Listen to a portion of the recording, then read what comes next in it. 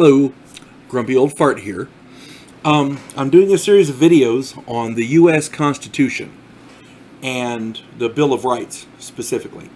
And for those of you who don't know, the Bill of Rights is the first 10 amendments to the U.S. Constitution. In these first 10 amendments in the Bill of Rights is enumerated a lot of our rights. Not all of them, but a lot of them. And we're going to get to that in this amendment. But it's important that you know your rights. And if you want to go back and review my two videos, Know Your Rights, parts 1 and 2, that'll give you a good understanding of why you need to know your rights. All right. I've done 1 through 8. We're on number 9. The 9th Amendment to the U.S. Constitution. I'm going to read it, then we'll discuss it. The enumeration in the Constitution of certain rights shall not be construed to deny or disparage others retained by the people. Now, that seems pretty straightforward, but you have to understand why it was put in there. The Anti-Federalists and the Federalists were having a big debate as to whether or not we should have the Bill of Rights in there at all. And there were lots and lots of arguments and what should be in it, what shouldn't be in it, and all that.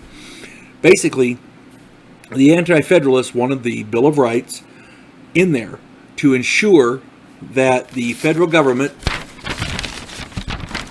would not have too much power.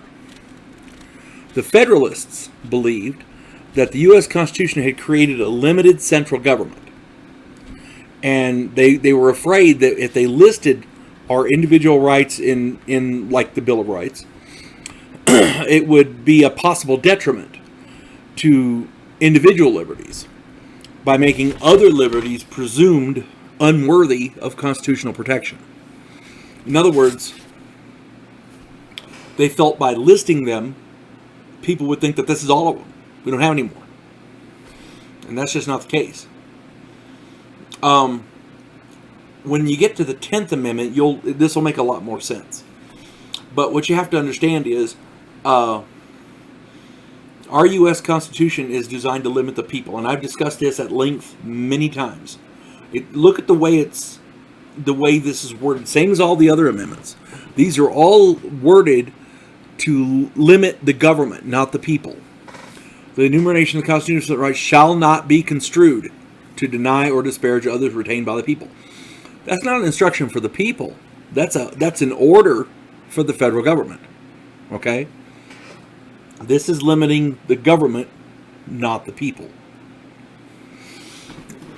Other countries aren't like this, so we're blessed to live in the greatest country in the world, and if anybody thinks otherwise, they're blathering idiots.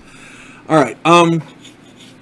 Basically, what this amendment means is, just because we're listing these rights in the U.S. Constitution, in the Bill of Rights, doesn't mean this is all of the rights.